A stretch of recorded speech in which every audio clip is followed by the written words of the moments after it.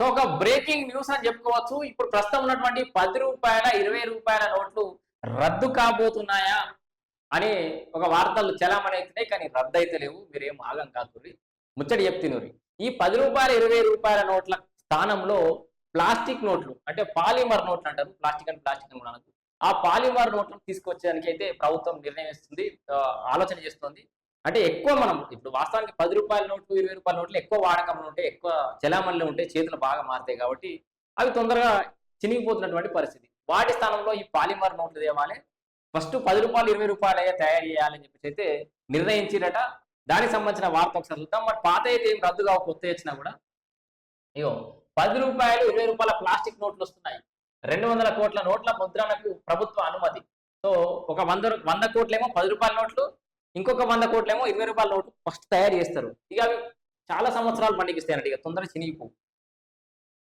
ఇగో దేశంలో సామాన్యులు రోజువారీ అత్యధికంగా వినియోగించేది ఈ 10 రూపాయలు, 20 రూపాయల నోట్లే. వాడకం అధికంగా ఉండడంతో త్వరగా పాడవుతున్నాయని ఈ నోట్లే. సో అందుకే 10 రూపాయలు, 20 రూపాయల విలువ కలిగిన పాలిమర్ అంటే ప్లాస్టిక్ నోట్లను విప్లవాత్మకంగా అంటే ప్రయోగాత్మకంగా వినియోగంలోకి తీసుకొచ్చేందుకు రిజర్వ్ బ్యాంక్ ఆఫ్ ఇండియాకు ప్రభుత్వం అనుమతి ఇచ్చింది. సో ఆర్బీఐ ఈ నోట్లను తీసుకురాబోతుంది. లోక్సభకు ఇచ్చిన లిఖితపూర్వక సమాధానంలో ఆర్థిక శాఖ సహాయ మంత్రి పంకజ్ చౌదరి వెల్లడించారు. 1934 ఆర్బీఐ చట్టంలోని సెక్షన్ 25 ప్రకారం ఆర్బీఐ సెంట్రల్ బోర్డు సిఫార్సు మేరకు ప్రభుత్వం నిర్ణయం తీసుకుంది. సరే, ఎంతవరకు బాగానే ఉంది. మరి పాత నోట్ల పరిస్థితి ఏంది?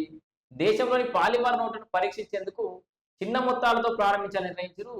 సో తొలిసారిగా ఎంత 10 రూపాయలు పాలిమర్ నోట్లేమో ఒక 100 కోట్లు, 20 రూపాయల పాలిమర్ నోట్లేమో మరొక 100 కోట్ల రూపాయలు మార్కెట్లోకి విడుదల చేస్తారు.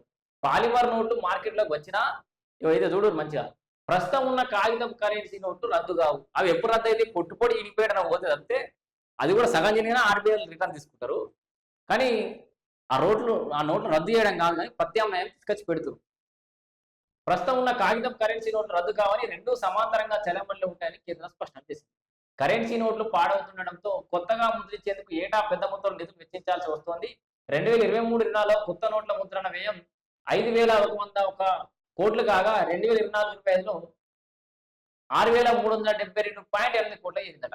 ఈ మనం అనుకుంటాం ఈ 10 రూపాయల నోట్లు, 20 రూపాయల నోట్లు ఒక్క 10 రూపాయల నోట్లు ముద్రించడానికి 10 రూపాయల కంటే ఎక్కువ కాస్ట్ అవుతుంది తెలుసా మీకు. ఇట్లా 10 రూపాయల నోట్లు ప్రింట్ చేయడానికి ఏమో 100 కోట్లు, ఇంకొక 20 రూపాయల నోట్లు ప్రింట్ చేయడానికి ఇంకొక 100 కోట్లు, అంటే మొత్తం ఒక 200 కోట్లు ఖర్చు పెట్టి 10 రూపాయల నోట్లు, 20 రూపాయల నోట్లు ప్రింట్ చేస్తారట.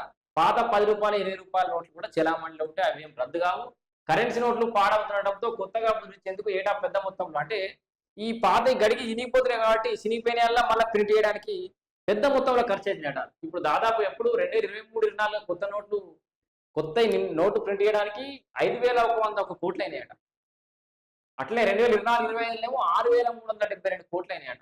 ఇట్లా నిర్వహణ భారం పెరిగిపోతుంది. అంటే ప్రింట్ చేయడానికి కూడా కాస్ట్ ఎక్కువైపోతుంది. సో అందుకని ఒకసారి ఈ పాలిమర్ నోట్లు వేస్తే చాలా ఎక్కువ రోజులు మనకి ఇస్తారు.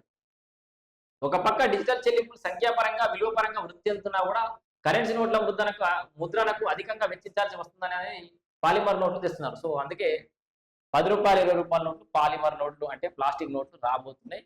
పాత నోట్లు అయితే రద్దు కావు.